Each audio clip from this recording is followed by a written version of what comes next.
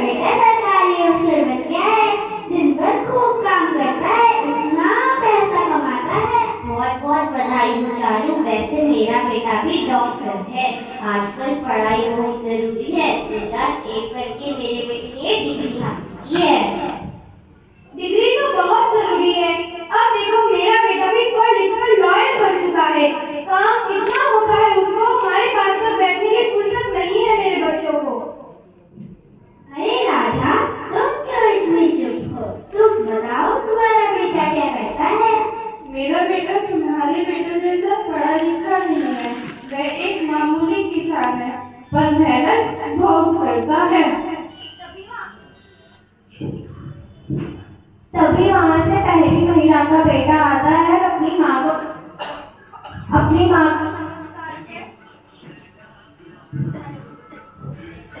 Hello. तभी वहां पहली महिला का बेटा आता है और अपनी माँ को नमस्कार कर आगे निकल जाता है। तभी दूसरी महिला का बेटा भी आता है और अपनी माँ को नमस्कार कर आगे निकल जाता है। उसी तरह तीसरी महिला का बेटा भी वहां आता है और अपनी माँ को नमस्कार कर आगे निकल जाता है। तभी वहां राधा का बेटा पहुंचता है, सभी को प्रणाम कर सभी के पैर छूकर और अपनी माँ से कहता है,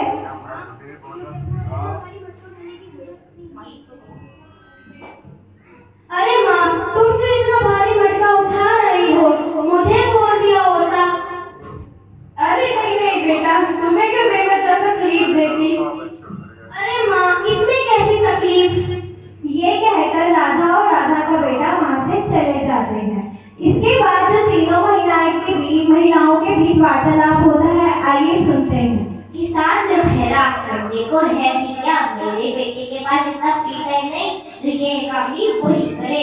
इतना पढ़ा लिखा तो दिया बच्चों को, पर अब उनके पास हमारे लिए समय नहीं है। महसूस तो होती है ये बात मुझे।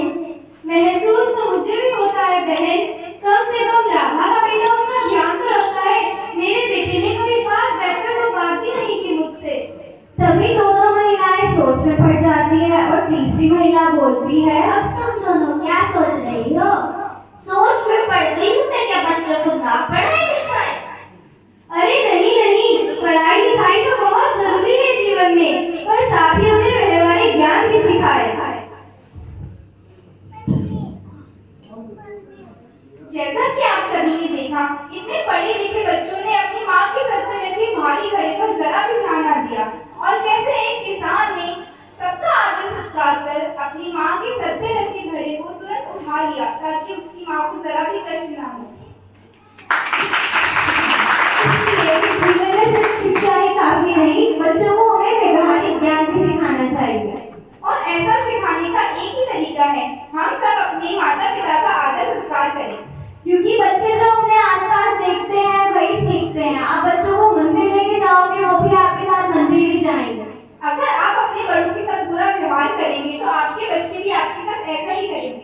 इसलिए बच्चों को सत्संग में अपने साथ लेके जाएं, पूजा में अपने साथ बिठाएं, ताकि उनमें आध्यात्मिकता के गुण भी विकसित हो। इसी बात को ध्यान रखते हुए हमारी गुरुआ ने चिल्ड्रन सत्संग का आयोजन किया था, जिसको मार्च में 26 मार्च को एक साल पूरा होने वाला है। आप मानेंगे बच्चों के पास बिल्कुल भी टाइम नहीं था प्रिपेयर करने के लिए। बच्चे पर महाराज से इतना जुड़ गए कि बच्चों ने ये तक कहा कि दीदी कोई बात नहीं, पेपर का प्रेशर है तो क्या हो गया, पेपर छोड़ देंगे, पर हमें यहाँ पे तो परफॉर्मेंस करना ही करना। बच्चे इतना हमारे महाराज जी से जुड़ गए हैं, जो कि मंदिर में कभी आते भी नहीं थे। वो बच्चे हर बार परफॉर्मेंस होता है, इतने एक्साइटेड होते हैं। इसलिए आप सभी से भी प्रार्थना है, अपने बच्चों को सिर्फ पढ़ाई के कंपटीशन में आगे ना रखें, अपनी संस्कृति से भी जोड़े रखें। अब बच्चे यहाँ पे जो आते हैं पढ़ाई में, आप क्या मानोगे वो अच्छे नहीं है, वे पढ़ाई में भी अच्छे हैं बल्कि अपनी संस्कृति से भी जुड़े हैं। इसलिए आपसे दोबारा प्रार्थना है, हर संडे को बच्चों का चिल्ड्रन सत्संग हम ऑर्गेनाइज करते हैं।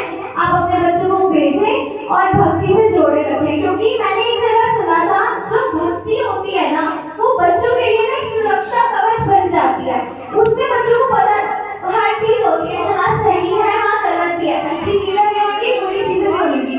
वो आध्यात्मिकता, वो भक्ति बच्चों के लिए ऐसा सुरक्षा कवच बन जाती है कि बच्चों को इतना पता होता है कि हाँ हमें ये नहीं करना और ये करना है। भक्ति, भगवान से जुड़े रहना हमें ये चीज बताता है कि हमें क्या करना चाहिए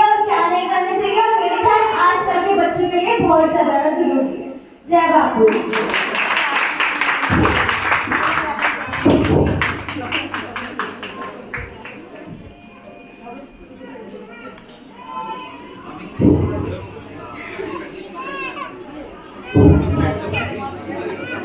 हेलो